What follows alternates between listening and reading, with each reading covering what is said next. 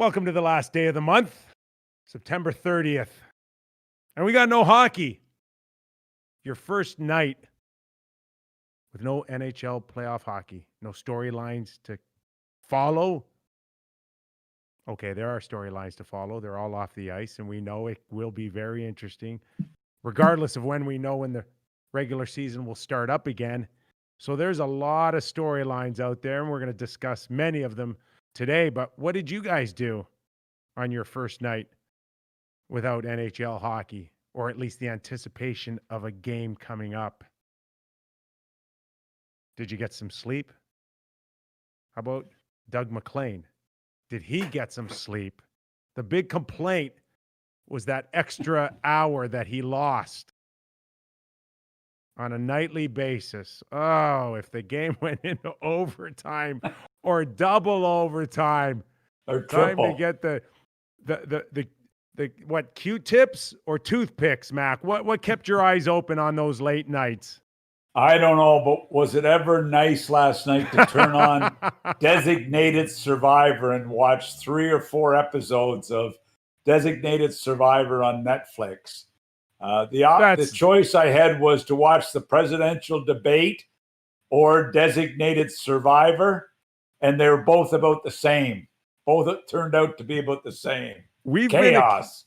We've been accused over the years on Hockey Central at noon of speaking over each other and interrupting and cutting off completely and out yelling each other. But man, we didn't even come close to what we saw last night. And we've also been accused of calling each other clowns. You're a clown, Kypreos. What did you ever do in your career, Maclean? I did more in 47 months than you did in 47 years, Joe. Wow. Anyway, it was, but what caught me off guard today was this morning I watched the highlights from CNN on what they thought of the debate. And then I went and put on Fox News and saw how they saw the debate. And you wonder why we have problems. You would not know it was the same debate if you listen to those two networks give a description of how it went down. But anyway, I didn't watch it. I watched the highlights of it, but I did watch Designated Survivor on Netflix last night. Can it carry you the next 3 months or more? That's what I want to know, because we don't necessarily know what's going to happen from here on in. We talked yesterday about the NHL Players Association and the NHL meeting next week. And Mac, not a lot of time, but we'll get into that. We're going to get into so much more. Lundqvist being bought out. We're going to get into that as well. You know, the Jack Eichel rumblings, which we talked about, Mac, about a month and a half ago. Me and you had this same conversation. We're hearing stuff. And sure enough, it started surfacing again yesterday. So we're going to get into that as well. The thumbnail too, Mac, is no question that the Tampa Bay Lightning deserved the Stanley Cup, was the best team. But with so much uncertainty moving forward and so much pressure on each team, I thought it would be kind of neat to look at their team and wonder, in an era, Mac, in a salary cap era where there are no longer dynasties. And wow, we almost brought that word up 5 years ago with Pittsburgh Penguins with 2. But here we are, 5-6 years later, Mac. Does Tampa have a chance at all of doing it again? Hopefully sooner than later when next season starts. Well, I mean, you've got to think they do. I mean, they've got the great young goaltender and, Vasilevsky, who looks right now to be as good as any goaltender in the league. They got probably the best all-round defenseman in the NHL. And they've got, obviously, one of the great centers in the game in Point. So, you know what? The challenges will be their salary cap. Cirelli has to be re-signed. Chernak has to be re-signed. and Sergachev has to be re-signed. So who will leave the mix in order to get some of these guys signed? Who will come in? What young guys will come into their roster to help them, be able to manage the cap? So it's a little different because the cap management will be even more critical. What players will they lose off this Stanley Cup roster? There's no doubt they're going to be a top team in the NHL. Will they repeat? Don't know, but they will be one of the best teams in the NHL again next year. With the age of this, they've got 9 guys on that team that went to the conference finals, 5 years ago? And they're still there, and they've added some really nice players on top of that group. So they're poised to be good for a few years still. Well, the one thing when you look at that roster, Mac, is the top heavy isn't as heavy as everyone else's. That's right. And when you look at Kucherov and Stamkos and Braden Point, collectively they come in around 18, 23 and a half, 24 million for those 3 guys. Whereas, you look at other players like Taves and Kane, Tavares and Matthews. That's the price for a lot of teams for 2 players. So there just seems to be such an advantage. And maybe they're just on borrowed time because this was going to be the last of this particular roster. But this is one of those lineups, Mac, where you're not overly top heavy and you spent in your middle core. And where I mean by your middle core, I look at players in particular like Palat. I look at Tyler Johnson and Killorn. They caught it. It wasn't cheap. And those are secondary players. They're not star players. They're not your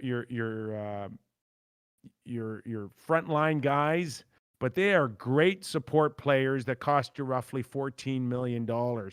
And still we're on your power play. And still we're power play guys for you. They weren't cheap, but they weren't as costly as some other teams that could be in the 6. What I don't get is how they did not cave on players. And it started with Yzerman, and it may have started with Stamkos or whoever it was, but they've been able to sell the state Florida tax situation. They've been able to sell the team building situation. I don't know how they did it, but very few other teams in the league have been anywhere close to selling the team concept as this group have, this management group have. I don't know if people out there who are watching and listening really understand the dynamics of that sales job, because you're right, it has worked in Tampa Bay. And, as I'm watching the guys get off the plane yesterday when they landed at the airport, and I felt bad for them. Anytime you win a championship, you want to soak it all in. I go back to my 94 and winning in a major market like New York City and the ticker tape parade, and one that's been notoriously known, for 50, 60 years, that ticker tape parade. And it was phenomenal. And being in Toronto, you watched it with the Raptors, and you just couldn't believe the energy in the crowd. And I know it's the circumstances, and I know you dealt with it the best you could, but I really felt, kind of bad for the players that they didn't experience that type of energy when they got off the plane. There was some family. There's a sparse crowd outside of a fence. They got into a trolley. 3 minutes in, the roads are empty. It looked like a ghost town that they were taking the Stanley Cup in the trolley through. And it looked like one of those prison buses going out to work in the fields. Yeah, it wasn't great, but hey, it was weird. It's better than nothing. Yeah. But my point in all of this is, when you sign for Tampa, there is the trade-off. And yes, you won't get treated like a major market like New York or Chicago, Montreal, Toronto. We know that it won't create that type of buzz. And even outside of a pandemic, it's limited. But Mac, maybe that's the trade-off for a guy like Stamkos to settle for $8.5 million and then you factor in the tax savings, and his 8.5 with his level of privacy, or not people hanging on you every second of the day, might be worth it to them. It might be enough to say, and Hedman right now, Mac, can you imagine if this guy was Pietrangelo right now and what he would be looking at on a UFA contract? Like, the sky would be the limit, but yet he's at 7.8. And there's an argument to be said, Mac, that his 7.8 in Tampa might even put more money in his pocket than, say, Carlson's 11 in San Jose. But, okay, so I get that. So why has Tampa been able to do it? And the Florida Panthers haven't been able to do it for 20-some years. And there's lots of privacy there, trust me. I mean, infomercials get better TV ratings than the Florida Panthers get. And Arizona, privacy, they can't do it. Why can this team take it to this level with the components you talked about? Others have state tax savings, the Panthers do in particular. I just, I agree with all that, but the number one thing they've sold is, we're trying to build a winner here. And guys, I mean, how is Braden Point playing for those numbers? How is X player playing for those numbers? Yeah. It's been a masterful sell job. And you know what it's been? It's been damn good negotiating by their management team. That's what it's been. And for whatever reason, they knew the players would buy in. I don't, like, Stevie Y grinded Stamkos. I know he's making great money. I know he got a great contract. But Stevie Y was saying, take it or leave it. And this was his best player when he was saying it to him. Back up. I don't get it. I don't get it how other teams are really challenged to do it. I mean, in Toronto, like, seriously, look at the difference in these two. Not even to talk about the middle of the lineup and the difference of the middle of the lineup compared to Tampa's middle of the lineup, but look at the salary structure. It's unbelievable. Can we back up for a second? Sure, you can do whatever you want. It's your show. What infomercial are you watching more? Like, that's getting better ratings? Is it the vacuum cleaner? Is it the tape that will stop any leak anytime? Is it the pillow? It's one of those shows when you turn it on in Florida and it said, this is a paid show. This is a paid infomercial. And the ratings were better on that than they were the Panthers. Now, I know Jeff Rimmer left there years ago and that hurt them. But, Okay. But even state tax and even the culture of winning, Mac, will catch up to these guys because Braden Point will come up and be eligible after next year for a new contract. And on a more pressing need, there's Sergachev and Cirelli. Oh, and what are they going to get? Mac, what are they going to get? For Sergachev, your starting point is 6-7 because that's Provorov's contract with Philly. Who would you rather have? To me, Sergachev looks like he's coming on. I'd rather have Provorov today. Okay. Today I would rather. Would you agree with me though? Would you agree with me that's the starting point? I agree it's going to come in that range where it should come in at that range. Am I mistaken that they have $8 million in cap space to get these guys signed? I mean, that's going to be less than that, I think. Right. So how does he get 6-7? And you don't. How do you fill out your roster? I'll tell you how you do. They'll put some kids in their lineup. You go to Tyler Johnson. Yeah. And you go to Palat and you go to Killorn and you say, that was awesome. We won our cup. Now get out. Yeah. Well, yeah, we got to move you. We've got to move you. Tyler Johnson's got 4 more years at $5 million. He's 30 years old, Mac. They've got to move that deal. He's 5'8". They've got to move that deal. He's 5'8", and there's already a lot of mileage on that 5'8" frame. It's not an easy push out. And I'll tell you the other thing that's troublesome. They'll have complete no trade clauses for another year.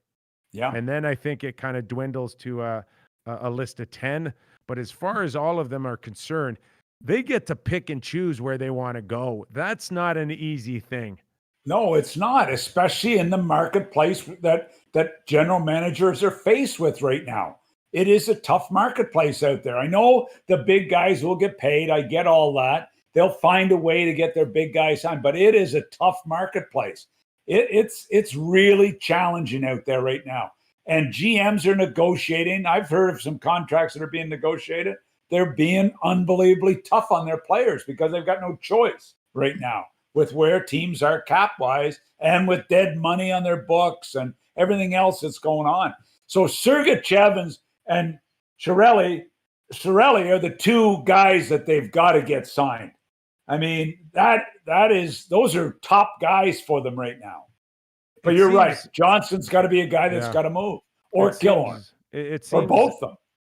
It seems every year we talk about it, and it's like pulling teeth to see actually it come to fruition, and that is the offer sheet. You talk to a lot of people, and they think we're full of shit when we say that there's a threat out there. Yeah. And it's still not seen as, a nudge, wink, wink amongst teams and general managers to do it. They don't like doing it. They don't like necessarily putting each other in predicaments. Yet we saw one with Sebastian Aho that went horribly wrong for the Montreal Canadiens for no other reason that they made it so darn easy for Carolina to match that offer, especially without any front-loaded money that would really put a lot of pressure on Carolina. We can talk about the AAV not even being high enough at 8.5, but where's Tampa Bay on their worries on Cirelli or Sergachev getting one of these? Because I would target these guys big time. Well, you just hit it. Why wouldn't Montreal Canadiens put an offer sheet on Sergachev? And then they get Sergachev and Drouin for Sergachev, Good trade. If they can get him back in an offer sheet, it's a good trade for them. I look at a team that needs help at center ice, and I see Anthony Cirelli in a Montreal Canadian uniform. I do. And well, they need another centerman. I mean, I know they got the two kids, and they've got Dano, but they need a veteran guy there to help those kids through times when it's going to be up and down. And we talked about that on how to fix the Habs, but so so many teams are in such major problems. Why wouldn't you try the odd offer sheet right now? Why wouldn't you? So if you're Montreal and you go between, I think, and I'm ballparking here, but somewhere between 6 and 8.2 maybe is a first, a second, and the third. Right. Okay. So if you trade Philip Deneau and you don't want to give him a long-term contract, or you're just not committed, why wouldn't you trade that guy? Would you assume that you can get a first rounder for Philip Deneau, Mac? Should be able to. Should be able to. Okay, right. So there's your first. You signed Cirelli to a contract that would AAV 7.25, and now if you get your first rounder for Philip Deneau, all it's going to cost you is a second or third. Are you going to pay Cirelli $7.7 million? No, not. Geez, that seems like a lot for. Okay. I mean, he was Where would you go with Cirelli? I like him a lot. He's never going to be a number one, but he's a terrific 2.5. He's a terrific 2.5. I find 6 high for him. I find 6 high for when I hear it. And I like him, but geez, if you're Montreal, if you're Montreal, where's the cutoff line for Tampa Bay, Mac, on Cirelli? They'd match a 5.5 or a 6. So the idea isn't necessarily saying what you think he's worth in general, but what's he making right now? What's Cirelli making right now? Cirelli's done. He's done. I know, but what did he finish at? I think he's off his entry level, Mac. I think. So right. So I don't think he's got arb rights. He doesn't have anything. But so they're not going anywhere near those numbers, Tampa Bay. They're not. They're not. Yeah, so it's going to take. It's so going it's to got take to be an offer Montreal. sheet. It's going to take Montreal to say this is what I think he's worth.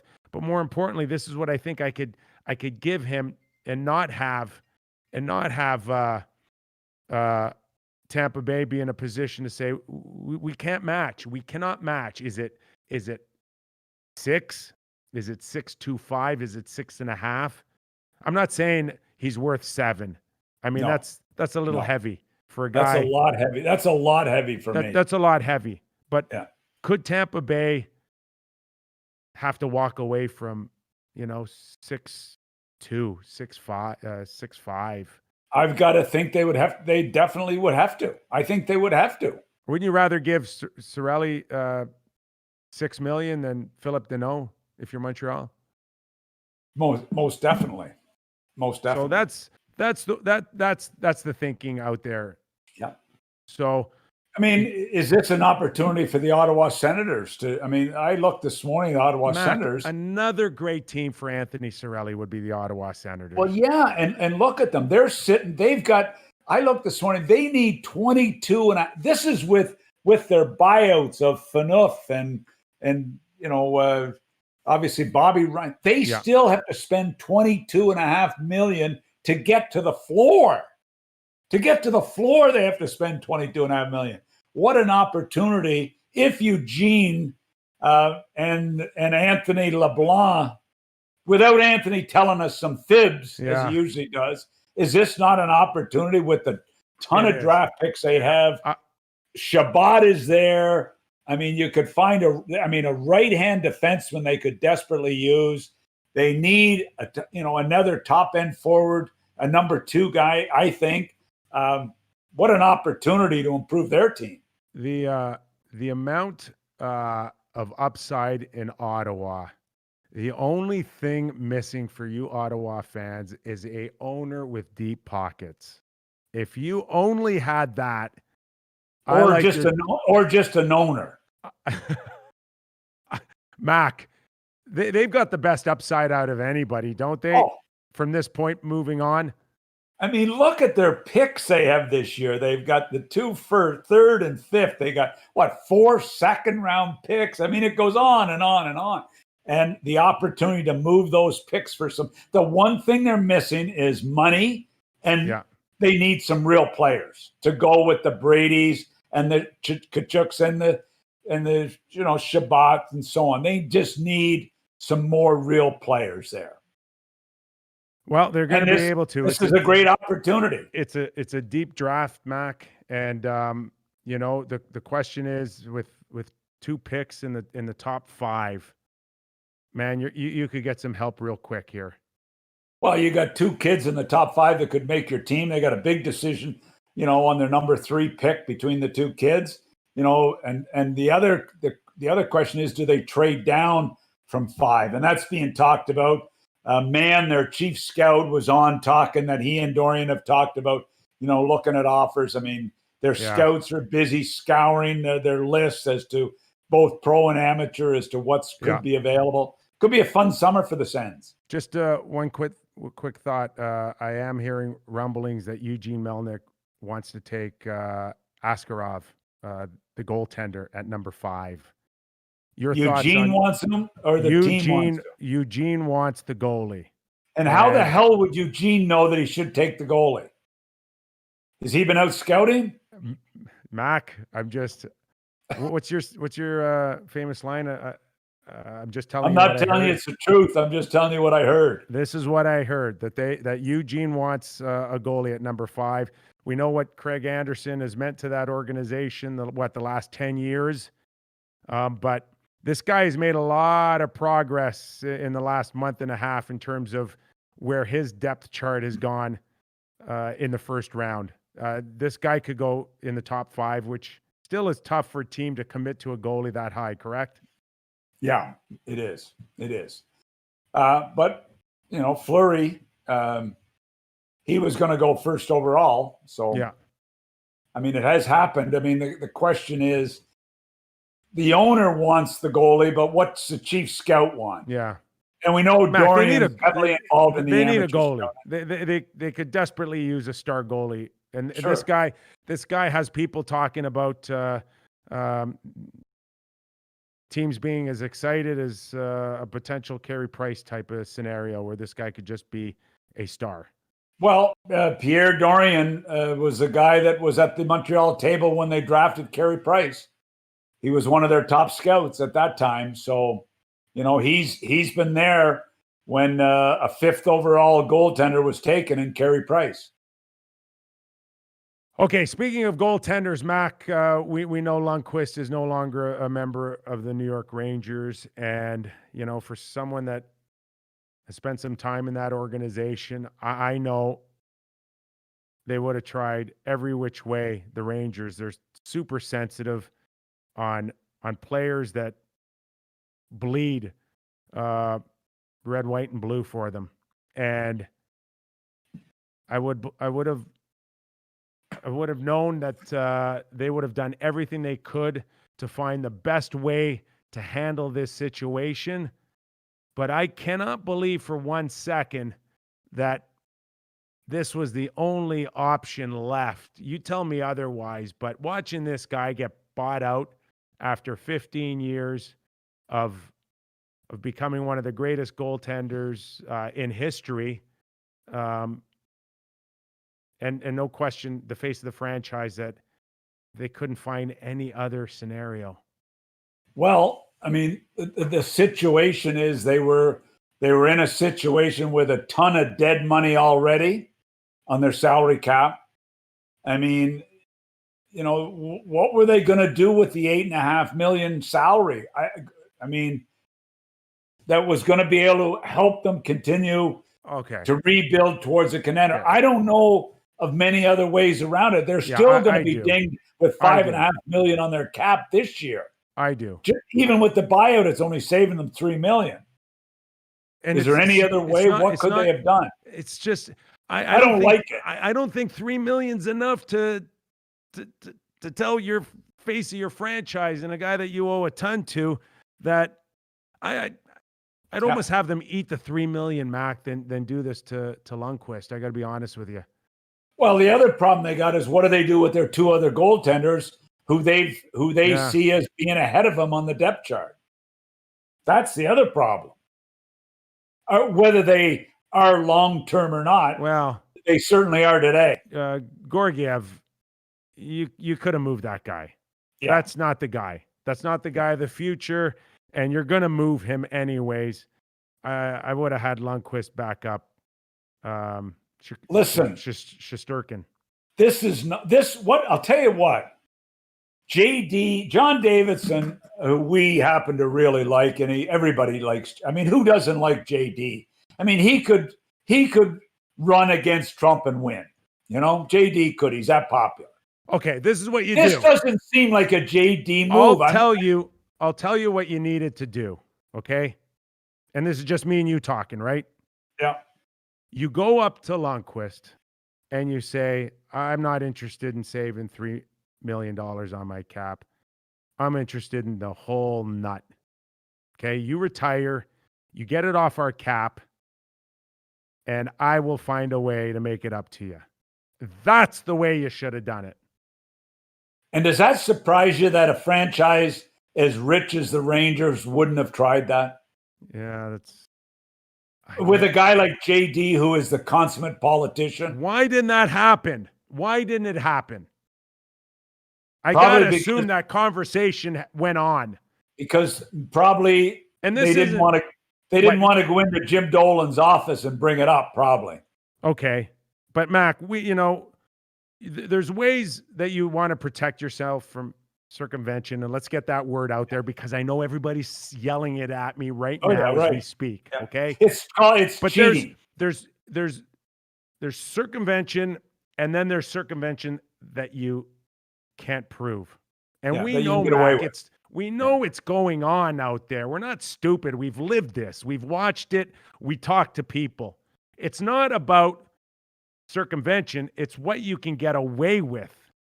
And we know there are teams out there that find a way, those loopholes, and it's out there, and go no further than, a few general managers who recently won an award, finding ways to bury money.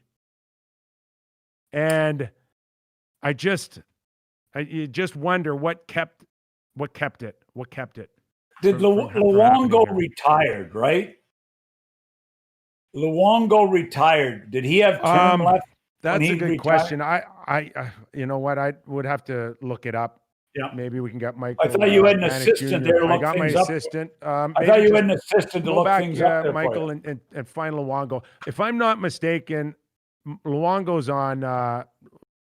He would have gone on IR, or he would have been in a situation where he's hurt, Mac. And why wouldn't you collect every last cent if you're not 100% healthy, which we know Luongo is not. Mm-hmm. Yeah. So exactly. I think he's still getting paid, and I think you could easily look at Luongo's end in Florida based on the wear and tear. Yeah, so we have Luongo 21-22, cap hit of 5.3 million, AAV at 5.3 as well.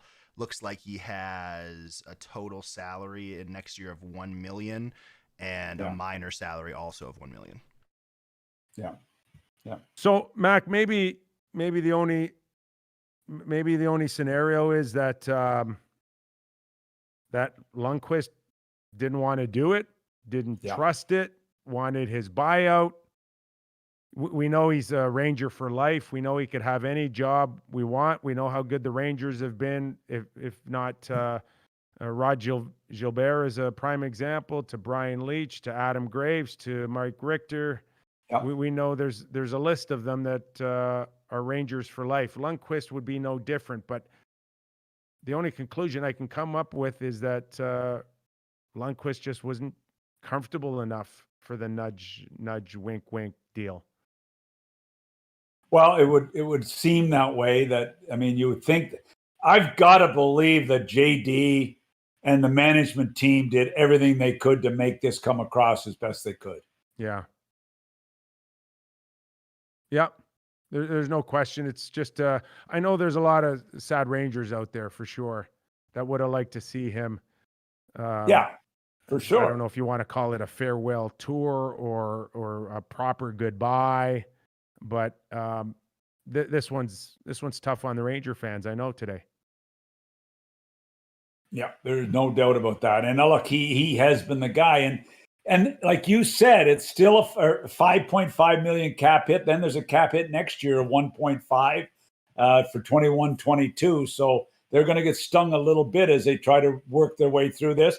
And, we're looking at some good players in D'Angelo and a couple others that they're having challenges signing because of their $68 million available dollars this year because of their dead money on their books. They're up against it. They are definitely up against it.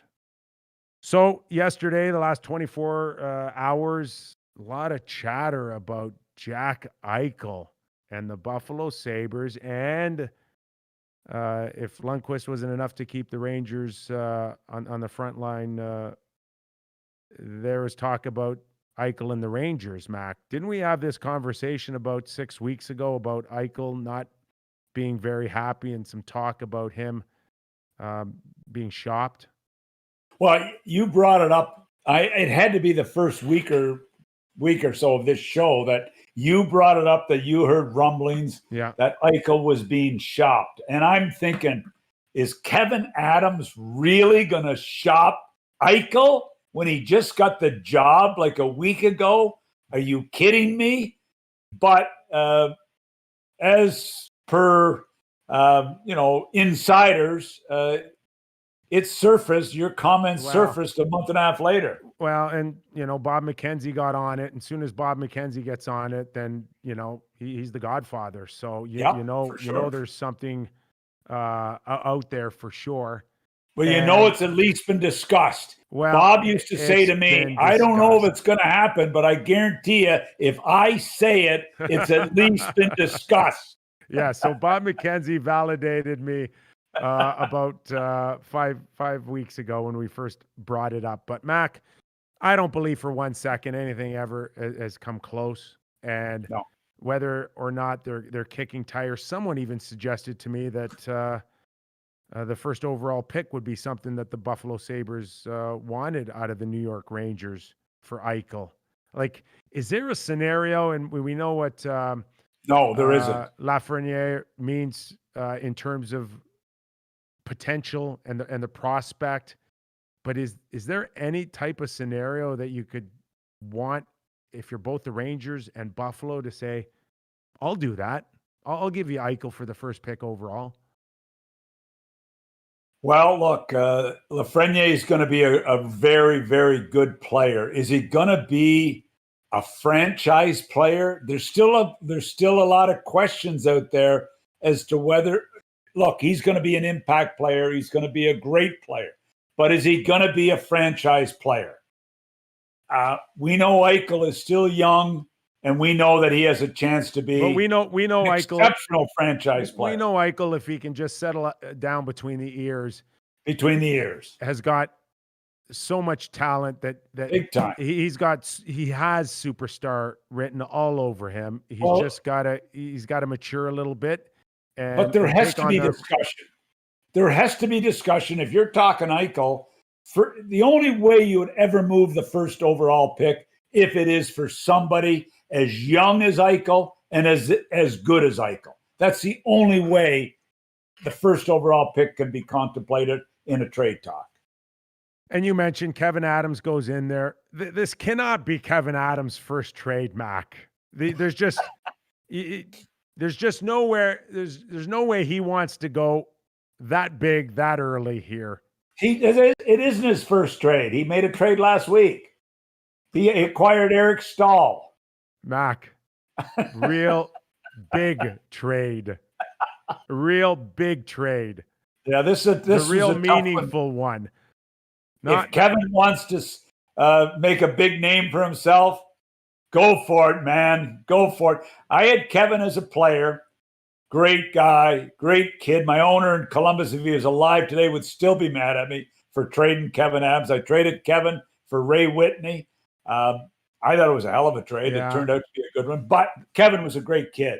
Yeah. Good kid, good guy. I don't know. Does Kevin have the cojones to do this? I don't know about this. Yeah. And again, not suggesting that it ever got this far of a conversation. We're just spitballing here. What it would take. Yeah, for would Eichel. take that. It would take the first pick overall. I'm sure of it. And that's the only way I think Kevin Adams could get away with it. Yep. Trading away your franchise player. And Buffalo's in.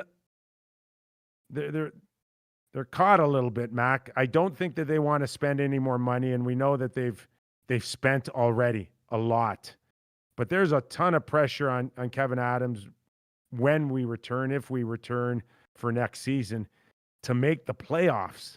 And you interested in getting out of your $10 million commitment to Eichel and taking in Lafreniere at a rookie salary cap for the next 3 years? It could make sense if that's the financial angle you want. I'm just not sure it's going to help you make the playoffs. Where's the head? What's in the owner's head right now with what has transpired since he got into professional sports? Between the Bills, between the Sabres. I mean, how many people does he have to fire before he gets it right? He goes through numerous GMs and presidents, and all of a sudden now he's got Kevin Adams who is like I said, a good player, great guy, inexperienced as a GM. I mean, what is really going on? Firing all their scouts. I mean, it is a gong show. So Kevin has got to solidify a very unstable situation. Is this the type of deal you want to make right now, this early in your career? Yeah. I don't know.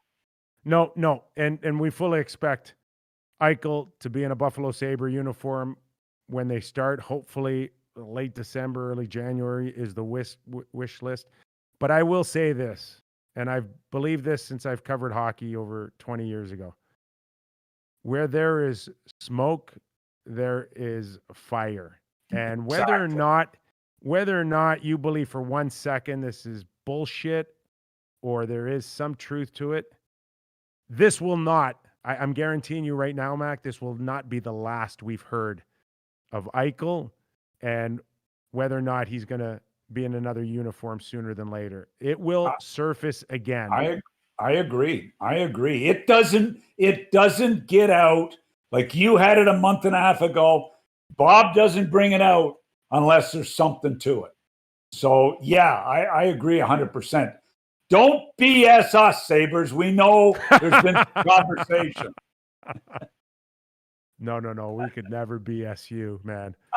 Okay. Don't. Oh, no. They say don't BS a BSer. Exactly. I agree. And that's a good lesson for the Sabres.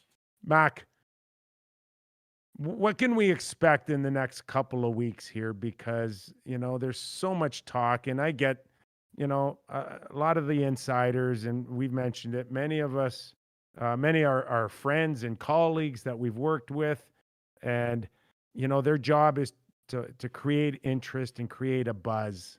But the lack of money out there or needing to shed money, not take on more payroll, it's really out there here. So outside of maybe Pietrangelo and maybe one or two other, could there be a scenario where people start shutting down and just waiting to see how this plays out months from now? Well, look, talking to some people that are in negotiations recently, I said, look, teams aren't in a panic to get they're playing hardball big time in contract negotiations right now. Teams are, because they think they're going to come back in January to play. So they got some time on their hands. So are they scared of offer sheets? I don't really think so, because money's so tight. I don't think they're scared of offer sheets. But I don't remember a summer, Nick, this early, or I should say a summer that's had Eichel's name out there, Gaudreau's name out there, Laine's name out there, Ekman Larsson's name out there, and then free agents, you've got Krug, you've got Taylor Hall. I don't remember as many big name guys being, bandied about as we've seen. Nylander, So have you? So you expect? No, you're right. No, and there are plenty of names Big for names. insiders to keep people very interested and very close. But yeah, big time. I just wonder, Mac, and maybe those names, which are superstars in our league and carry a lot of clout, will inevitably move. Right. But outside of that, I want to talk to you a little bit about arbitration, and we know that's coming up, and we know that there's a small window there.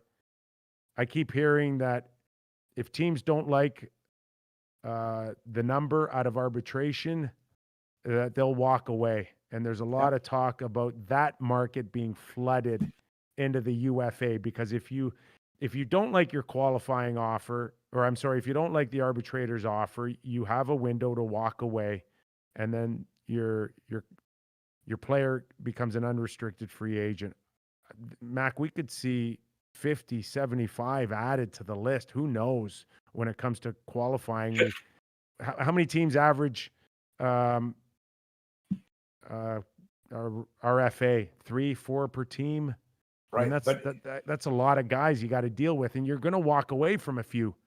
But the difference, the agent and the player have got to be really smart here, because depending on the caliber of the player, unless they see they are a definite fit to move into a franchise in a real important top 6 role, bottom 6 role. I mean, you can hang your hat on the Coleman. You can hang your hat on Gaudreau. You can hang your hat on some of these guys that have played real important roles.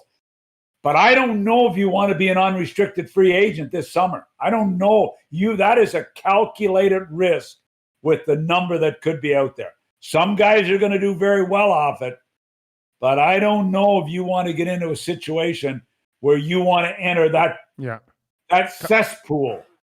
couple of teams that come to mind. I look at Chicago right now, and they've got Dylan Strome, who's turned himself into a very serviceable player. Won't ever be the superstar I think that you probably would have liked as a top 5 pick, but he's in a pretty good position. Hey, Nick, I'm hearing his brother may not be qualified with the New York Rangers. I mean, have you heard that name out there? You might want to, before you walk away from that, you might want to check with Panarin, because I know Panarin loves him. I know Panarin loves him, but that's where we are. Do you want to piss off Panarin? Well, maybe. I don't know, but just keep an eye on that one. Okay. I'm not telling you it's the truth. I'm just telling you what I heard. Okay. The Rangers done? Kubalik, a terrific player, could score and show that he's a threat in the playoffs. Mac, he's got arbitration rights. And that's a different story. That's a 25-year-old. Yes. Who had a 30-goal season, like you said, contributed in the playoffs. So there will be some interesting ones, but it's a calculated risk, and you better know that and let's not kid ourselves. Agents aren't dumb. They know who will have a lot of interest and who won't have interest. And that's what they got to relay to their players. No, this is not a good move to do this in case they walk away, or we got to get a deal done here. Yeah, that's a tough one, because it is. It's the sample size. As a president or general manager, I mean, you got to make a tough decision on some of these guys that haven't played over, 100 NHL career games. It's unbelievable. The pressure that you're going to feel. You always have to remember, too, that general managers, for the most part, have to win eventually. And there is a number of them that their franchises are in. We're wondering why we're hearing Columbus talking Line and talking Nylander. Columbus is one team that has been very competitive. They've lost some key guys. They need some goal scoring so bad. They have got to make a couple of moves to solidify their scoring. So you, by the same token, when I say there's going to be a flooded market, or could be a flooded market, there's still teams that have to win. Toronto have got to do something dramatic this summer to make sure this team wins a playoff round at least. So there's a lot. Bergevin has got to do something in Montreal. I mean, lots of guys are under the gun, man. Lots of guys. Well, I don't get the sense that you could put Max Domi back with Claude Julien. I mean, I guess you can if you have to, but I don't think Max Domi will ever turn himself into a Claude Julien player. Max needs Ty to spend a week with Claude Julien. That's what he needs. Intimidation's still an art form, Mac? Is that what you're saying? I'll never forget the night he grabbed you on the sports desk and hauled you over the top in a hammerlock. You think I'm the only one? You think I'm the only one? You think I'm the only one over the years? I don't know, but I was while he was grabbing you, I was complimenting him how great a player I thought he was. No, you were running. You were running. Exactly. How about, Mac, the process of salary arb and what you've experienced? And I never went through it. I only went through one arbitration case in front of George Nicolau, and that was because the Rangers decided not to pay me my individual bonuses after we won a cup. I had about, I don't know, $150,000 on the table. I'm like, what do you mean you're not going to pay him? No, we're not going to pay you. I had to actually, it's in the book too as well. I had to leave during a road trip to go and talk to an arbitrator on it. That's not a good experience for players, listening to an arbitrator and the team that you play for telling you how shitty you are. But you know what? In my 22 years, I never dealt with one arbitration. The closest I came. Are you kidding me? I never did as a GM. I must have been too soft as a negotiator and just paid guys. I had no idea. Never. So I had to fly. That's your problem, man. You are too soft. I had to fly from PEI to Toronto to the night before an arbitration hearing. And I was so pissed off I had to fly up to do this arbitration for Jamie Pusher. Jamie Pusher was the guy right-handed shot. Treatment arbitration. So I remember meeting Jamie in the bar the night before, and I said, like, are you serious? You're taking me to arbitration? Are you joking? And anyway, Larry Kelly and I got a deal done. I think it was by midnight, so we didn't have to go to arbitration. So I could. You mean, Larry, I couldn't have done this from PEI? I had to fly to Toronto and get this deal done? Well, clearly, this is Jamie Pusher. Clearly, you thought there was so much distance. This isn't Kubalik. This isn't Kubalik, or this isn't Sorelli, or this is. I love Jamie Pusher. And by the way, I what did he want? What did he want, and what did you offer him? I'll tell you right now. He wanted 9, and I was offering 8, probably. And I mean 800,000, not 8 million. You spent 50 grand in fuel on the private plane. Oh, I know. It was go crazy. to the bar. That's dummy. the closest. That's the closest I got to arbitration. Is that unbelievable? That's unbelievable. God, it is. And anyway. by the time you and Larry were done at the bar, who picked up the tab? I don't think Larry ever picked up one in my 22 years in the league, so I would think it was me. That's why Larry's retired right now and not going through any of and I'm still working. The crap. And you're still working. You're still working. Exactly. What else you want to dabble into? I mean, what else is on your chest? I mean, we're still hearing like Hanifin's name, Kemper's name. These are big names. Yeah. Well, Ekman Larson, and again to just touch on Larson Arizona, is all over the place. Bill Armstrong's got to shed payroll, and he's going to do it with anybody over 25 years of age, Mac. And Calgary has got Noah Hanifin out there, and that makes to me a lot of sense. If they can do a deal with Arizona that could revolve around Ekman Larson and Kemper. Darcy Kemper is the best. They need a right shot, though. They got. I know they have Anderson, but they need Ekman Larson is a great pickup. A lot of money, but the Oilers are there. There's rumblings. Oilers. There's rumblings. Boston. There's rumbling. You mentioned Calgary. I mean, I don't know. Kemper. We know that the goaltending market is going to go down like dominoes. Once they start going, they're going to fall about 17 times. We've never seen a goaltending market like this. And it's not even UFAs, man. We're talking about teams that want to unload like Kemper. Yeah. And Mac. Like he's got 2 years left. He's got 2 years left, if I'm not mistaken, at around 4.5. But is he not the reason they were a little bit competitive this year? Yes, he is.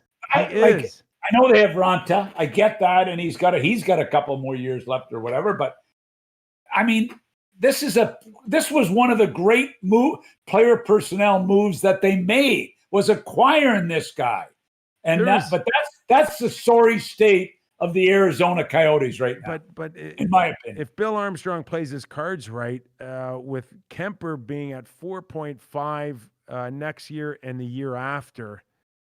He very well could be the best goaltender out there. And even if you were to look at Markstrom for value-wise, is Markstrom $2.5-3 million better than Kemper right now? No, he's not. So why wouldn't you put Kemper at the top of your list at 4.5 for the next 2 years? Why wouldn't you keep him? That's my question. Why wouldn't you keep him? Because he saved your ass. He saved you from being embarrassed night after night. I know. But you're Arizona right now, and you're waving the white flag, and you're saying we will be embarrassing for the next 3 years until we get a new arena.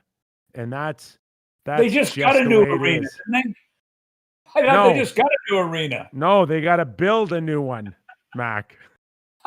Oh my! They got to God. build one in an I've been area. listening. They've had to build a building since they left Winnipeg. Then they built one, and I remember driving up to it on the bus for our first game there, and I'm thinking, are those cows that are in that field right next to this building?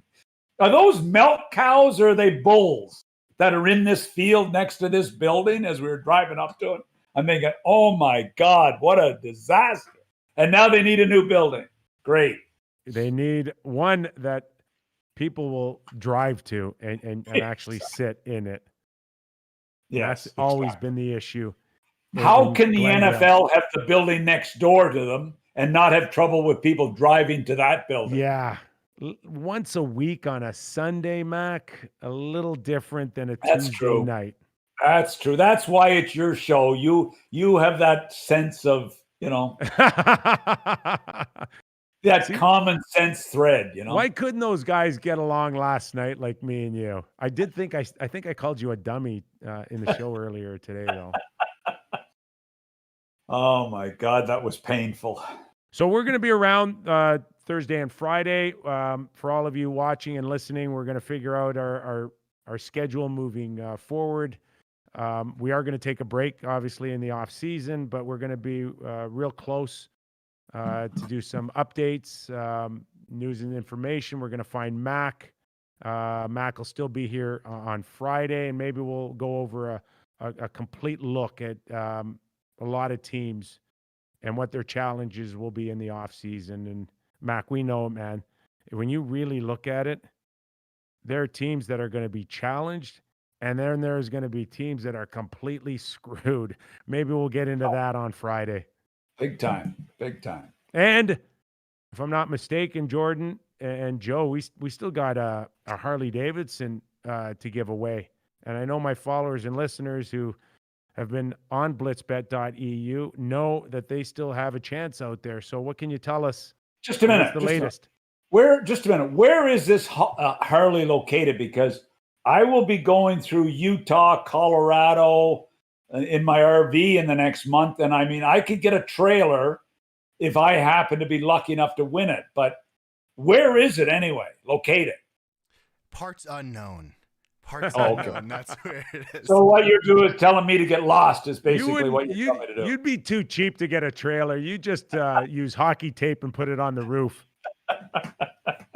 Go ahead, boys. Sorry to interrupt. No as Trump said last night, sorry to interrupt, Joe. You could interrupt me anytime you want, man. Anytime. All right. So we heard from Blitzbet this morning. They have narrowed down the competition. We are going to use, and everything has been used like a random number generator where every person who had an entry in the field was assigned a numerical code. It was put into a randomizer, and that's how they developed who would be in this final pairing. On Friday, we're going to go through and figure out who gets the grand prize. We're either going to do it in physical person where Kyper is pulling some names out. Maybe we'll have some graphics on screen.